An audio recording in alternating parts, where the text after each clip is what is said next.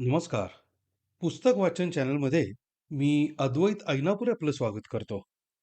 आज आपण जी कथा ऐकणार आहोत, ती आहे सातारच्या प्रमोद कुलकर्णी लिखित कळत नकळत. सादर आहे कथा कळत नकळत. ए आजी, दादाने बघ माझा पत्त्यांचा बंगला मोडला. 10 वर्षाच्या चिमुरडी काव्यानं तक्रार केली. आजींनी आजोबांना सांगितलं, तुम्ही नातवाला तुमच्याकडे बोलवा बरं. आजोबांनी पिंट्याला जवळ बोलावलं. काव्या पत्त्यांचा बंगला बांधत होती आणि तिचा 12 वर्षांचा दादा राजेश हा तिला नेहमीप्रमाणे सतावत होता. आज रविवार असल्यामुळे त्या मुलांचे बाबा घरी होते. मुलांची आई भैरवी आज सर्वांना नाश्त्याची तयारी करत होती. तिनं आतूनच काव्याच्या वडिलांना सांगितलं, यादी करा. नवऱ्यानं पडत्या फळाची आज्ञा मानून यादी करण्यासाठी कागद आणि पेन घेतले. लिहा. तीळ. कोणते तीळ? काळे की पांढरे? माधवा, तुला कळत नाही पांढरे तीळ? इति आजी. अशीच यादी लिहिणं चालू असताना आतून आवाज आला, मी सांगितलेले 10 जिन्नस यादीमध्ये आले का? भाऊजी, ताईच्या यादीवर जाऊ नका. यादीमध्ये लिहिलेले बरेच जिन्नस घरात न येता वेगळेच जिन्नस घरात येतात. रत्ना उद्गारली.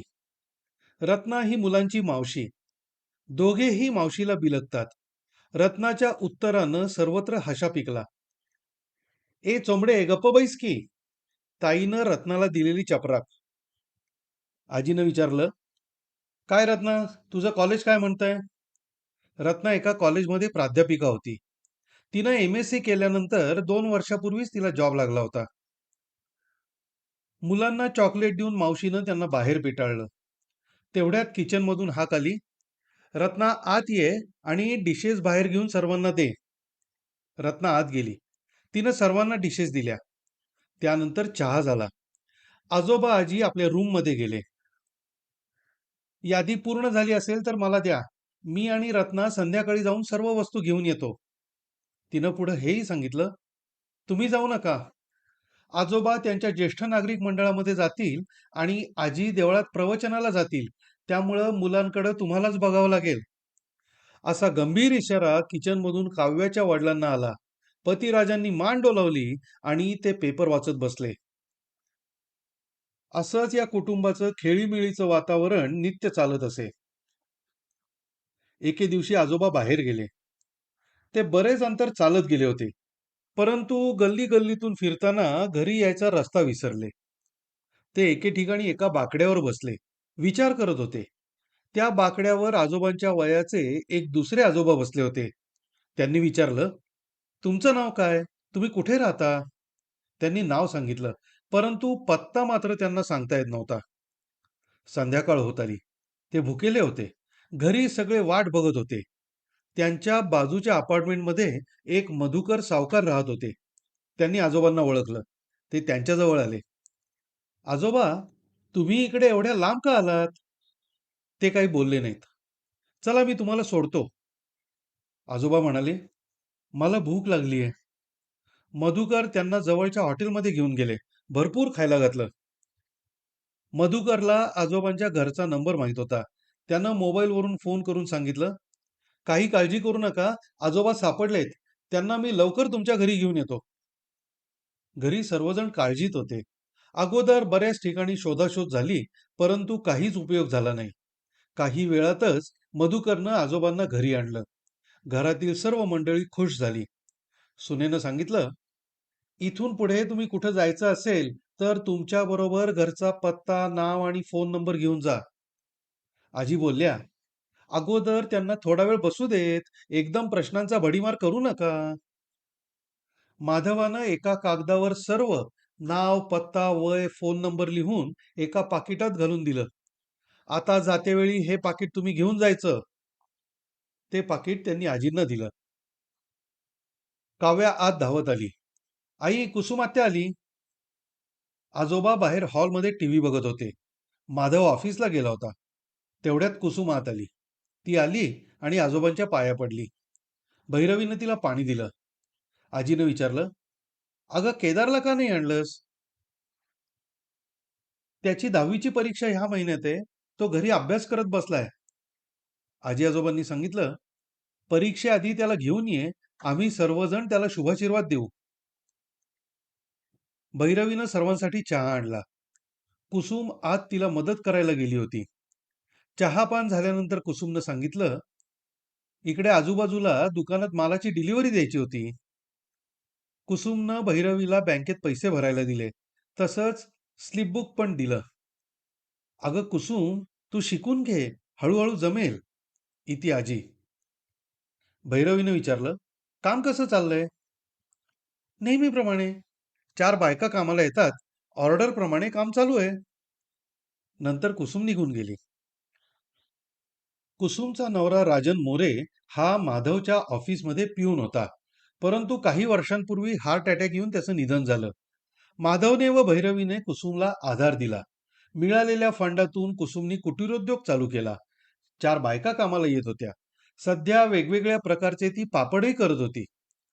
सुरुवातीला माधवने आणि भैरवीने तिला मार्केट मिळवून दिलं. ती जवळच 4 किलोमीटरवर असलेल्या परळी गावी राहत होती.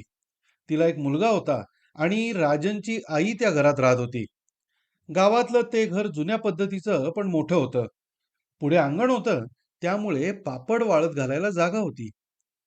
कुसुमचे माधवच्या घराशी अगदी आपुलकीचे संबंध होते. आज त्यांच्यामुळेच ती उभी होती. एके दिवशी रत्ना आली असताना भैरवीनं विचारलं, "तू आता ज्या कॉलेजमध्ये लेक्चरर आहेस, त्या कॉलेजमध्ये लग्ना अगोदर मी लेक्चरर होते. लग्नानंतर जमलं नाही म्हणून मी लेक्चरशिप सोडून दिली. आता परत विचार करतेय." आजींनी त्याला दुजोरा दिला. 2-3 वर्षांनी तुझी मुलं एस-एस-सी झाल्यावर परत तू कॉलेज जॉईन कर. पाहिजे तर विषयांची उजळणी कर. मध्ये वेळ आहे तर पी-एच-डी कर. तुझी इकॉनॉमिक्स या विषयावर मास्टरी आहे. रत्ना, काय ग? लग्नाचा विचार आहे की नाही, की कोणी प्रोफेसर पटवला? भैरवीनं विचारलं. रत्ना उत्तरली, अगदी तसं काही नाही, पण विचार चाललाय. मला माझ्या क्षेत्रातील मुलगा नको. नाहीतर घरी कायम कॉलेज या विषयावर बोलत बसू. आजी बोलली, भैरवी, अमरावती येथील माझ्या नात्यातील मुलगा आहे. त्याने इंजिनिअरिंग केलंय. तो सध्या US मध्ये नोकरीला आहे. मी शब्द टाकू का? भैरवी म्हणाली, त्याची पूर्ण माहिती मी बाबांना देते, मग पुढे बघू. पुढे आजींच्या प्रयत्नांमुळे रत्नाचं लग्न त्यांच्या नातेवाईकांच्या मुलाशी झालं. 1 महिन्यानं रत्ना अमेरिकेला निघून गेली. नेहमीप्रमाणे कुसुमचा व्यवसाय चांगला चालला. तिचा मुलगा एस-एस-सी चांगल्या मार्कांनी पास झाला. माधवनं सुचवलं की केदारनं फूड टेक्नॉलॉजी करावं. त्याप्रमाणे त्याने 2 वर्षांचा कोर्स पूर्ण केला. एका मोठ्या 3 स्टार हॉटेलमध्ये तो शेफ म्हणून नोकरीला लागला. या मधल्या काळामध्ये भैरवीचा मुलगा एस-एस-सी चांगल्या मार्कांनी पास होऊन डिप्लोमा कोर्सकडे गेला. मुलीनं कॉम्प्युटर लाईन पकडली. सर्व सुरळीत चाललं होतं, परंतु काळानं घाला घातला. माधव सकाळी ऑफिसला जात असताना त्याला एका ट्रकनं धडक दिली आणि माधव जागेवरच गतप्राण झाला. ही बातमी घरी कळली आणि घरावर दुःखाचा डोंगर कोसळला. सर्वांना एवढा धक्का बसला की काही दिवस गेले पूर्ववत व्हायला. माधवचा फंड, ग्रॅच्युइटी वगैरे ड्यूज भैरवीला घरपोच मिळाल्या. आजोबा माध्यमिक शाळेचे शिक्षक होते, त्यामुळे त्यांची पेन्शन चालू होती. परंतु खर्चाचं बजेट जमत नव्हतं. भैरवीनं कुसुमला बोलवून तिचा व्यवसाय वाढवला. काही भांडवल तिला पुरवलं. कुसुमनं बनवलेला माल हातोहात विकला जायचा. त्यामुळं कुसुम दर महिना ठराविक रक्कम भैरवीला देत होती. भैरवीनं आजी आजोबांशी बोलून कॉलेज जॉईन केलं. ते दोघे जण घर व मुलं व्यवस्थित पाहत होते. पूर्वीच्या कॉलेजमध्ये ती लेक्चरर म्हणून लागली. इकॉनॉमिक्स हा तिचा विषय होता आणि तो क्लिष्ट विषय सोप्या भाषेत ती शिकवत होती. त्या कॉलेजमध्ये बरीच वर्ष श्रीयुत अशोक घोरपडे प्रोफेसर होते. भैरवीनं परत तेच कॉलेज जॉईन केलं. ते दोघं एकमेकांना ओळखत होते. कॉलेजमध्ये आल्यानंतर प्रथम भेटीतच अशोकनं भैरवीचा नवरा गेल्याबद्दल शोक व्यक्त केला. त्यांनी विचारलं, आता कसं चाललंय? आता ठीक आहे. सुरुवातीला जरा बिथरल्यासारखे झाले होते, पण आता रुटीन चालू आहे. मुलं कॉलेजमध्ये शिक्षण घेत आहेत. अशोकनं सांगितलं, तुमचं लग्न झाल्यानंतर मी लग्न केलं नाही. का?